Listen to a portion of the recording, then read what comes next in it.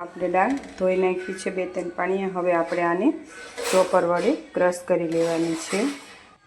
જો એક ચોપર લીધું તો એમાં આપણે દાળ નાખી છે। હવે આપણે આને ક્રશ કરી લઈએ। જો ચોપરમાં આપણે બધું બેટર ક્રશ થઈ ગયું છે। હવે આપણે આનું આગળની પ્રોસેસ બતાવું।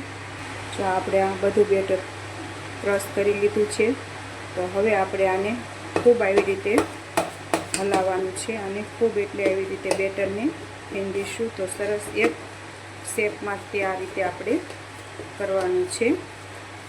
આ ફૂલીને અડધી તપેલી ઉપર ભરાઈ જશે। તો જો આપણે આગળની પ્રોસેસ તમને આ રીતે હું બતાવું।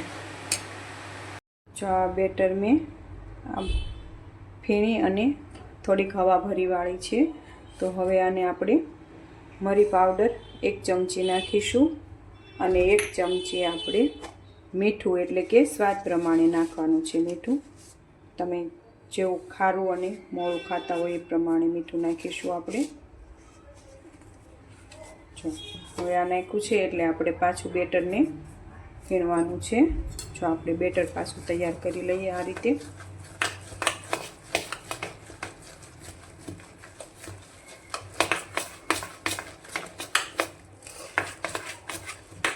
જો આપણે બેટર આ તૈયાર થાય ત્યાં સુધી આપણે તેલ મૂકી દઈએ।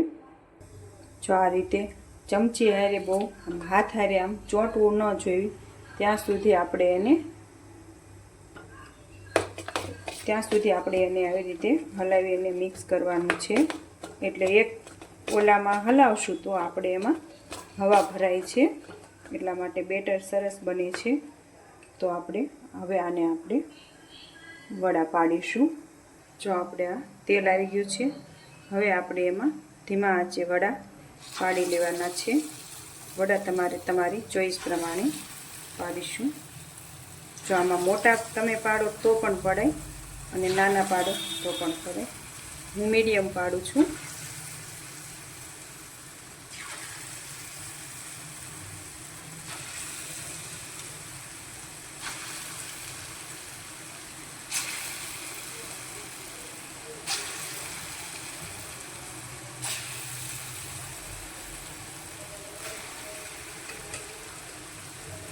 જો વડા તળાય છે ત્યાં સુધી આપણે એક પવાલીમાં પાણી લઈ લઈએ।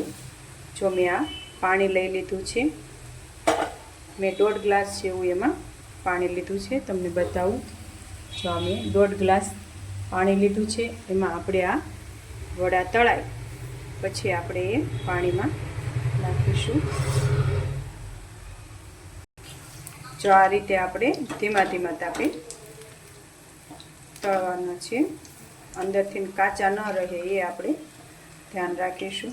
જો તમને એમનામ વડા ભાવે તો તમે એમનામ પણ ખાઈ શકો છો। બાળકોને એમનામ વડા વધુ ભાવે છે। અમારા ઘરમાં પણ મારી બેબીને એમનામ ભાવે છે વડા આપણે। તો જો આ રીતે આપણે તળી લઈએ। જો વડા તળાઈ ગયા છે હવે આપણે એને લઈ લઈએ અને આપણે પાણીમાં નાખવાના છે। પાણી મેં ઠંડુ લીધું છે।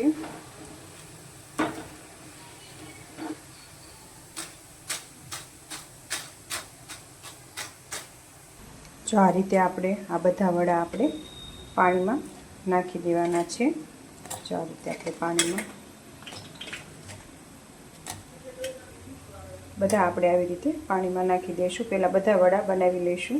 જો આપણે બીજા વડા પણ એ રીતે તળાઈ જવા આવ્યા છે તો બધા વડા આપણે આ રીતે તૈયાર કરી અને પાણીમાં બુડબુડા રાખવાના છે। પછી આગળ બતાવું। જો આપણા વડા બધા મેં પાણીમાં બુડબુડા રાખી દીધા છે અને આપણે કંઈક વજન મૂકી દઈશું આની ઉપર। જો આ રીતે તમારે વજન ન મૂકવો હોય તો તમારે આ રીતે આમ બુડબુડા રાખી દેવાના, નહીંતર થોડું પાણી વધારે નાખવાનું। હવે આપણે આમાં મીઠું દહીં બનાવવાનું છે। તો બ્લેન્ડર હોય તો બ્લેન્ડર તમે ફેરવી શકો છો, પણ હું આમાં આપણે હાવ ઝીણું ક્રશ છાશ ઘોળું કરવાનું છે લચ્છી ટાઈપનું, એટલે હું આમાં કરી રહી છું।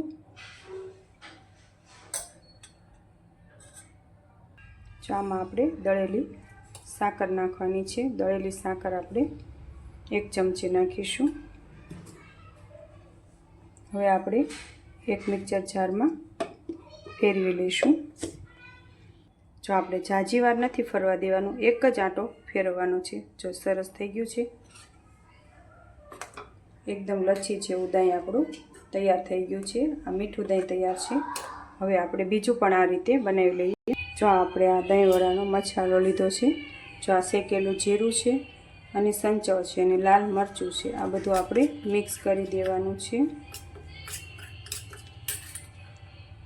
જો વડા આપણે આ પાણીવાળા સરસ પલળી ગયા છે, તો આપણે આ રીતે એને પાણી બધું નીચોવી લેવાનું છે। જો આપણે આ રીતે બધા વડાને પાણી નિતારી લઈશું।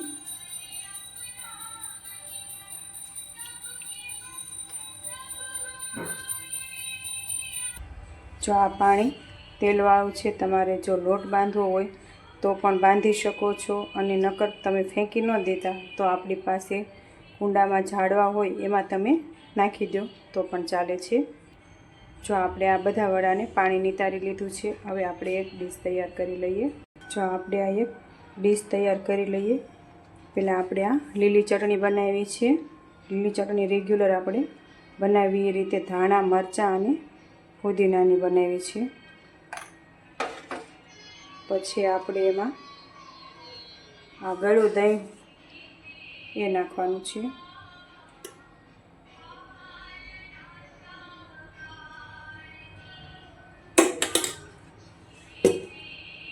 પછી આપણે આ જે ખજૂર આંબલીની ચટણી કરી છે એ નાખીશું।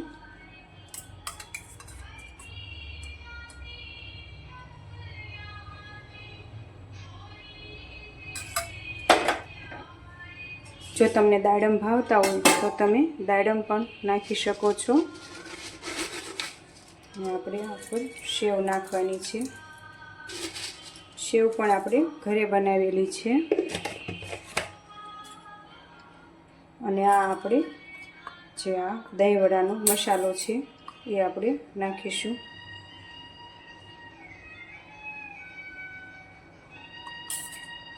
જો આપણે આ દહીંવડા તૈયાર થઈ ગયા છે। જો તમને આ રીતે દહીંવડા ન ભાવે તો તમે આવા કોરા પણ વડા બાળકોને દઈ શકો છો। તો આ આપણે દહીંવડાની ડીશ તૈયાર થઈ ગઈ છે। તો ચાલો આપણે પરમાત્માને ધરી દઈએ। ઓમ શાંતિ મિત્રો।